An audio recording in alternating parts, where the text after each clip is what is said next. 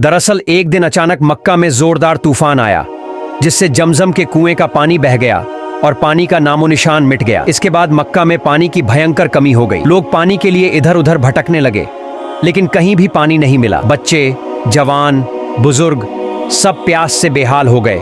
कई लोग बीमार पड़ गए। उस समय मक्का के मुखिया हजरत अब्दुल मुत्तलिब थे, जो पैगंबर मोहम्मद सल्लल्लाहु अलैहि वसल्लम के दादा थे।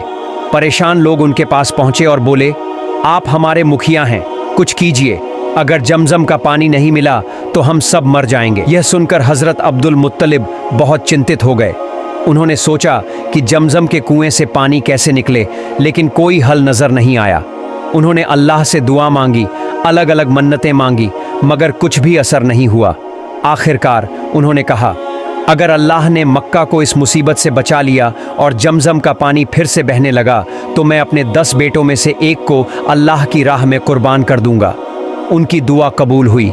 जमजम से पानी फिर से बहने लगा और मक्का के लोग राहत महसूस करने लगे। लेकिन हजरत अब्दुल मुत्तलिब अपनी मन्नत भूल गए।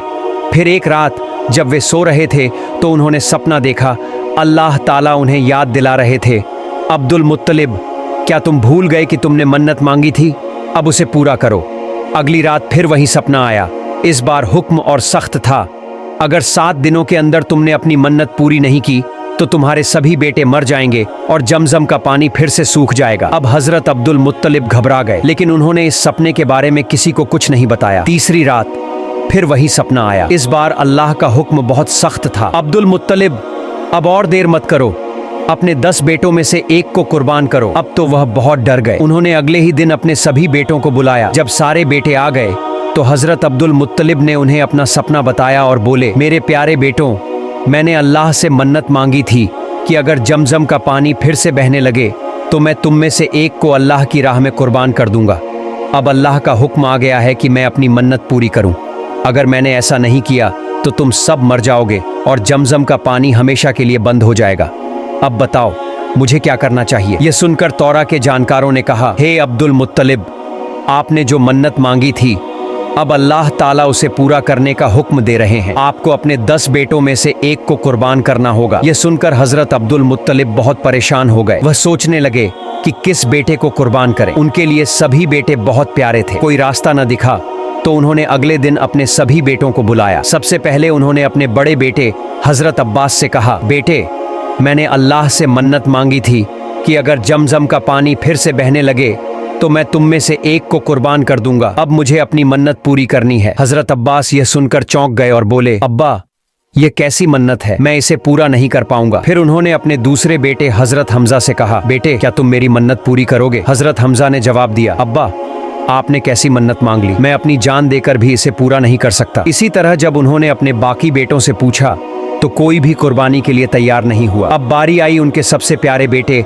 हजरत अब्दुल्लाह की, जो हमारे नबी हजरत मोहम्मद मुस्तफ़ा सल्लल्लाहु अलैहि वसल्लम के पिता थे। जब हजरत अब्दुल मुत्तलिब ने अपने 9 बेटों से कहा कि वे कुर्बानी के लिए तैयार हों, लेकिन किसी ने सहमति नहीं दी, तो वह बहुत परेशान हो गए। उनके चेहरे पर चिंता साफ झलक रही थी। यह देखकर हजरत अब्दुल्लाह, जो सबसे छोटे थे, अपने पिता के पास आए और बोले, अब्बा जान, आप बहुत परेशान लग रहे हैं, लेकिन मुझे समझ नहीं आ रहा कि आप किस बात को लेकर इतना चिंतित हैं। हजरत अब्दुल मुत्तलिब ने कहा, बेटे, मैंने अल्लाह से मन्नत मांगी थी कि अगर जमजम का पानी फिर से बहने लगे तो मैं तुम में से एक को कुर्बान कर दूंगा। अब अल्लाह मुझे इसे पूरा करने का हुक्म दे रहे हैं, लेकिन बाकी बेटे कुर्बानी के लिए तैयार नहीं हुए। अगर मैंने मन्नत पूरी नहीं की तो मेरे सभी बेटे मर सकते हैं और जमजम का पानी हमेशा के लिए बंद हो सकता है। यह सुनकर हजरत अब्दुल्लाह ने अपने पिता की तरफ देखा और बड़े इत्मीनान से बोले, अब्बा जान, आप परेशान मत होइए। अगर मन्नत पूरी न करने से हम सभी मुश्किल में आ सकते हैं तो मुझे कुर्बान कर दीजिए। अपने बेटे की यह बात सुनकर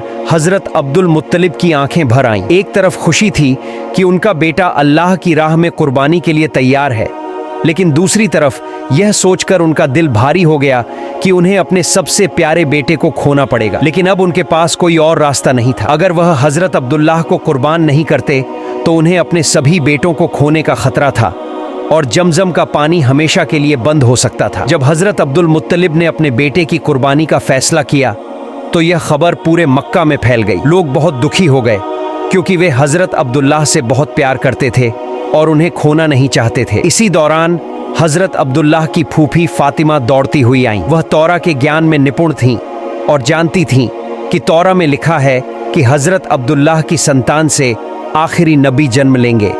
जैसे ही उन्होंने सुना कि हजरत अब्दुल्लाह की कुर्बानी दी जा रही है तो वह तुरंत हजरत अब्दुल मुत्तलिब के पास पहुंची और बोली, हे अब्दुल मुत्तलिब, आप क्या कर रहे हैं? अगर आपने अब्दुल्लाह की कुर्बानी दे दी तो दुनिया का आखिरी नबी पैदा नहीं होगा। तौरा में लिखा है कि आखिरी नबी अब्दुल्लाह के वंश से आएंगे। आप किसी भी हाल में अब्दुल्लाह की कुर्बानी न दें। हजरत अब्दुल मुत्तलिब ने मन्नत मांगी थी कि अगर जमजम का पानी फिर से निकले तो वह अपने 10 बेटों में से एक को अल्लाह की राह में कुर्बान करेंगे। जब उनकी यह मन्नत पूरी हुई तो उन्हें अपना वादा निभाना पड़ा। उन्होंने अपने 10 बेटों के बीच लॉटरी डाली जिसमें हजरत अब्दुल्लाह का नाम आया। यह देखकर हजरत अब्दुल मुत्तलिब परेशान हो गए, लेकिन अपनी मन्नत पूरी करने का इरादा किया। जब मक्का के लोगों को यह बात पता चली तो उन्होंने इसका विरोध किया और कहा, हम किसी भी हाल में अब्दुल्लाह को कुर्बान नहीं होने देंगे। इसी दौरान एक विद्वान ने सुझाव दिया कि दोबारा लॉटरी डाली जाए, लेकिन इस बार हजरत अब्दुल्लाह के मुकाबले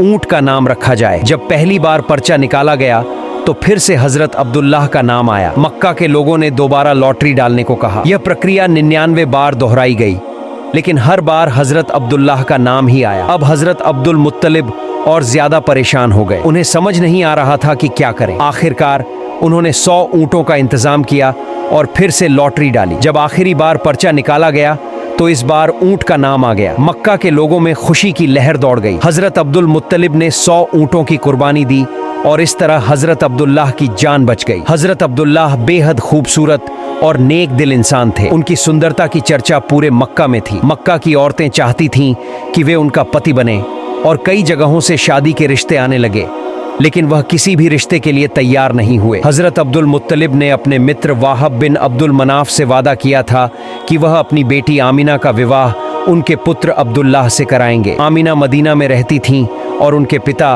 वाहब बिन अब्दुल मनाफ उस समय मदीना के सम्मानित व्यक्तियों में से एक थे। कुछ समय बाद हजरत अब्दुल मुत्तलिब अपने पुत्र अब्दुल्लाह को लेकर मदीना की ओर रवाना हुए ताकि उनका विवाह आमिना से संपन्न हो सके। जब वे सफर कर रहे थे तो रास्ते में एक महिला मिली। वह कोई और नहीं बल्कि मरियम थी, जो तौरा की विदुषी और प्रसिद्ध विद्वान बराका बिन नफील की पुत्री थी। जब मरियम की नजर अब्दुल्लाह पर पड़ी तो वह उनके पास आईं और बोली, हे अब्दुल्लाह, कुछ साल पहले तुम्हारे पिता ने तुम्हारी जगह 100 ऊंटों की कुर्बानी दी थी। मैं शपथ लेकर कहती हूँ कि मैं वे 100 ऊंट तुम्हारे पिता को लौटा दूंगी, लेकिन मेरी एक शर्त है, तुम मुझसे विवाह कर लो। लेकिन अब्दुल्लाह, जो सच्चे चरित्र वाले, भद्र और शर्मीले स्वभाव के थे, उन्होंने मरियम की बात को अनसुना कर दिया और विनम्रता से उत्तर दिया, मैं अपने पिता के साथ हूँ और उन्हें छोड़कर जाना मेरे लिए असंभव है। यह कहकर वह अपने पिता के साथ मदीना की ओर बढ़ गए। जब हजरत अब्दुल मुत्तलिब अपने बेटे अब्दुल्लाह को लेकर मदीना पहुंचे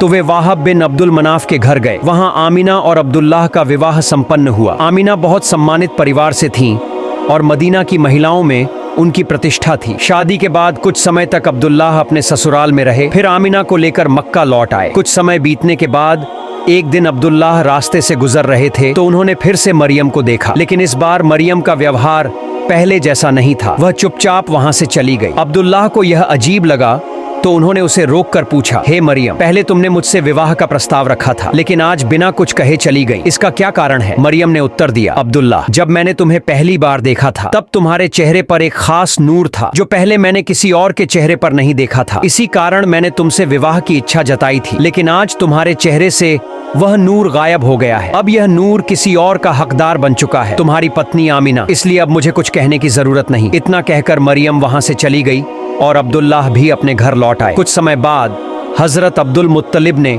अब्दुल्लाह को व्यापार के लिए मदीना भेजा। अब्दुल्लाह कुरैश के व्यापारिक काफिले के साथ यात्रा कर रहे थे, लेकिन रास्ते में बीमार पड़ गए। उनकी तबीयत बिगड़ती गई, इसलिए वे मदीना लौट आए। वहीं उनकी मृत्यु हो गई। प्यारे दोस्तों, हमारी आज की खूबसूरत और ईमान से भरी वीडियो यहीं खत्म होती है, लेकिन रुकिए, क्या आप चाहते हैं कि मैं आपके लिए हमारे प्यारे नबी हजरत मोहम्मद मुस्तफ़ा सल्लल्लाहु अलैहि वसल्लम का पूरा वाक़या लेकर आऊं? तो कमेंट में अल्लाहु अकबर लिखकर सब लोग आमीन ज़रूर कहें। और हाँ, इस वीडियो को लाइक करना ना भूलें ताकि ज़्यादा से ज़्यादा लोग इस पाक और रोशन सीरत से सीख सकें। मिलते हैं अगली बार एक और रोशन और दिल छू लेने वाली कहानी के साथ। तब तक के लिए अल्लाह हाफिज।